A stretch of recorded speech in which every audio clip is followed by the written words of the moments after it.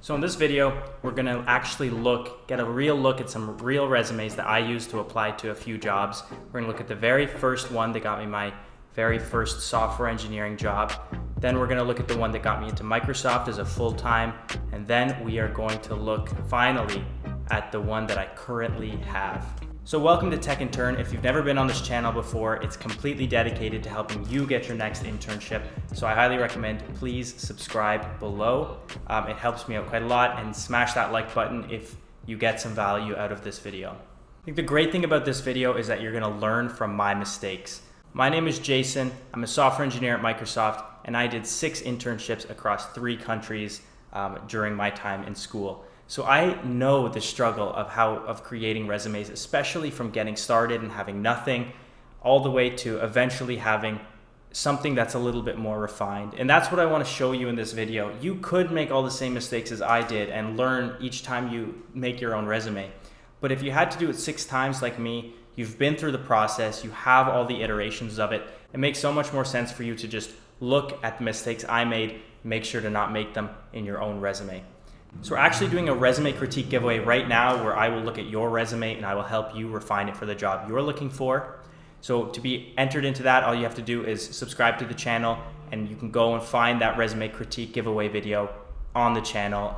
It should be the last video. Let's just dive in. What I want to do is I'm going to put the resume up on the screen, probably here, that we're looking at, and I'll just show you exactly the experience I had and tell you what I like about the resume, what I don't like about the resume, and we'll just compare all of them and see the progression over time. So let's get going. This was not my first resume. This was the first resume that got me a technical job. So as you'll see, I already have one internship on here under experience, but that was just helping people fix their computers. So this resume is the one that got me my very first programming job, and I know that can be kind of hard to crack into the industry, especially when you're looking for that first tech job. So let's take a look at this resume. So the very first thing I notice is that this resume has so much white space. Like, look at the entire side there. Look at the whole panel where there's nothing used. And you see how I put languages on the same line, C and C++ on the same line, Python and Java on the same line. There's no reason that I couldn't just put them on their own lines to fill up a little bit of that white space. But, you know, you live and learn. The about, I didn't put any contact information for myself. So if someone got this resume, they would be like, great, but I can't hire you. You didn't even give me any of your contact info.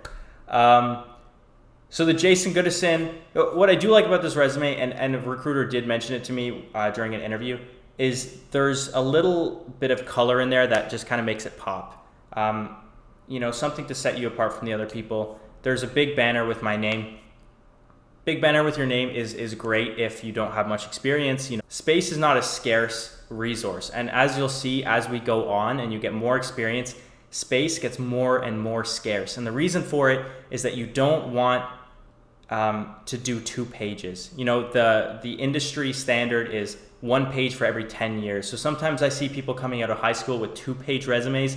That's a no-no. Make sure not to do that. Here, I was far away from that. I wasn't even using the space I had. So I've got a qualification section, excellent written and spoken communication skills, fast learning ability. These are all things that I try to outline in my resume now also, but I put them under jobs. So I'll say, you know, I demonstrated my fast learning ability in a specific job. I will no longer just state that at the top of my resume with absolutely no evidence of it. Education, of course. Relevant courses, I don't know why I put English in there. Try to keep it to 3 is my go-to. Keep it to 3 courses. Sometimes I see people listing all the courses they've taken related to computer science. Also, that's a no-no because it really takes away from the important stuff. So they'll put like software engineering 1, software engineering 2, object-oriented programming 1, object-oriented programming 2. These are things that are not going to set you apart from anyone, and they're pulling away from important things. So maybe you do have one really cool, interesting course you took, something that, you know, is not an average course that people take. Like it's an elective. Maybe it was something like, I don't know, for example, machine learning. I don't know why you're doing that in first year, but machine learning, right? If you put just that, it would pop out more to people than if you put 5 or 6 things. So very off the bat, try to keep that to three courses. Experience, service desk specialist. You can see how small the text is here. Like I could have easily bumped this up. It's actually kind of hard for me to read. I could have bumped up that, eaten a bit more of that white space. So remember, try to keep that white space to a minimum. Received highest rating of any past co-op for this position. That's actually true. I got the highest rating of any past intern because I went above and beyond to create a Python script that was not part of my job, and it was a way to incorporate programming into my job. And that was the most impressive thing about my entire experience at that company. And as you can see here, I didn't list it. Oh, you know what? I put it under projects. Okay. All right. Well, we'll get to it, I guess. Demonstrated strong communication skills, provided internal support to Maple Leaf employees. That means nothing. Like if I was reading this as a recruiter, I'd be like, internal support? What the hell does that even mean? Front counter worker at Tim Hortons Kingsville. Yeah, I did that too. Started off in a small rural town, dreams of the big city, and finally made it. So performed well in a constantly stressful environment. That's actually a really good thing to put on your resume. I see a lot of people coming into first year that have, I had this one guy in particular, and he had that he worked at a froyo place, and he said something along the lines of, took payments, like literally in one sentence, took payments, comma, served froyo.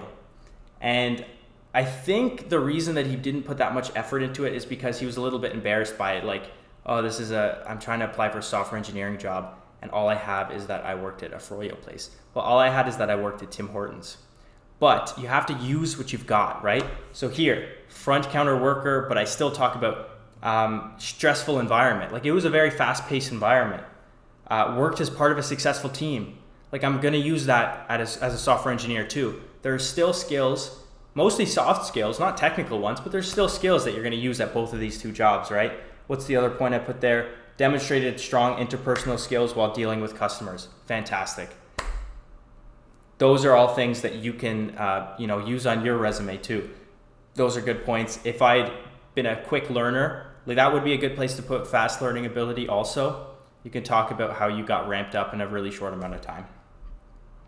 Projects.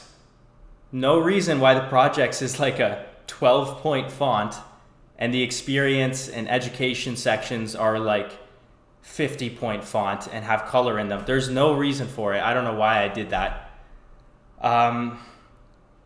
06/2015. Yeah, the date seems kind of strange too. Process automation script, Maple Leaf Foods. This is the script that kind of set me apart. I'm going to have another video on this entirely about how you can incorporate what you want to learn into your job, even if it's not a technical job. So remember, hit that subscribe button. And if you're getting value from this video, please hit that like button right now. It helps me out a lot. So wrote process automation script in Python. Okay.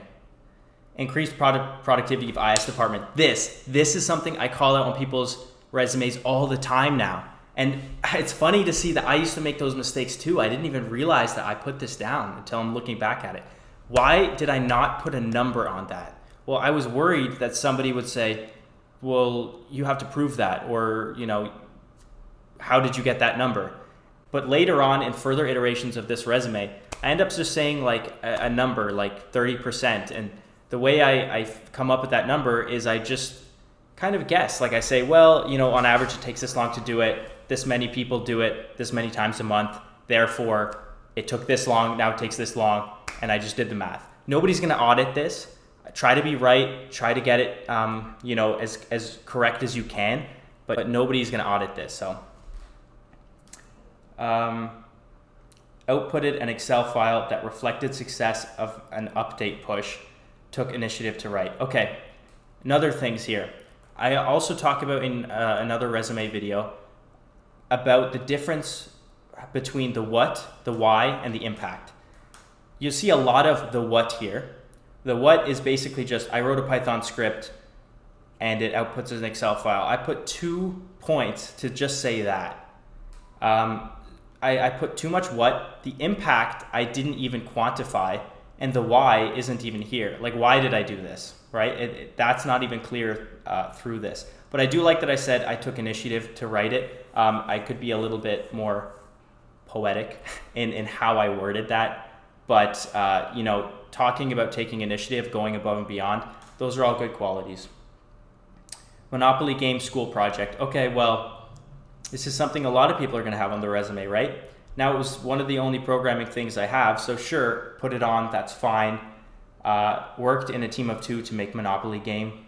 Didn't say that I had these great team building skills or that I led the team. Those are all things that I should have put on there. Utilize multiple software design patterns. Which ones? I didn't even put that I used Git here, which is the first time I'd ever used Git before. Created in C++. Yeah, see, that's the what, but whatever. Meme generator app, can't hack enough. All right, so I went to a hackathon with a few of my friends. This was the only one that would let us in. Wrote app in Android Studio. Designed attack plan. Randomized lines, adjectives, and pictures to create a new meme. That is the what, and the what.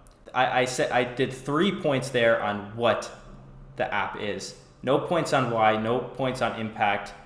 Hardly anything about what I learned, really. Like, all I said is wrote app in Android Studio. Looking at this resume, it's actually really bad. I thought it was much better. I had this idea in my head that my first software engineering resume was actually pretty good, but I just dug it out of my email now, and that is not good. And not that there's not good content there. Like, I could have made a good resume out of this content. The fact that I had that automation script in Python from my first internship and that I went above and beyond to write that, that's gold. And it's not even shown here, really. Like, it's not even like I'm talking about it. And I think one of the reasons for that is it's difficult to brag. When you come from certain cultures, it feels bad to brag. You're told you're not allowed to do it when you're growing up. And it feels like you're bragging when you're on a resume. But that's what the resume is for. So don't be afraid to brag about yourself on the resume. Please, again, if you got any value out of this, please like this and subscribe to it. We're going to be doing some resume critique giveaways also. So if you subscribe, that will also inform you about all of those. Hit that little bell icon. And I'll see you in the next video where I talk about the resume that got me into Microsoft.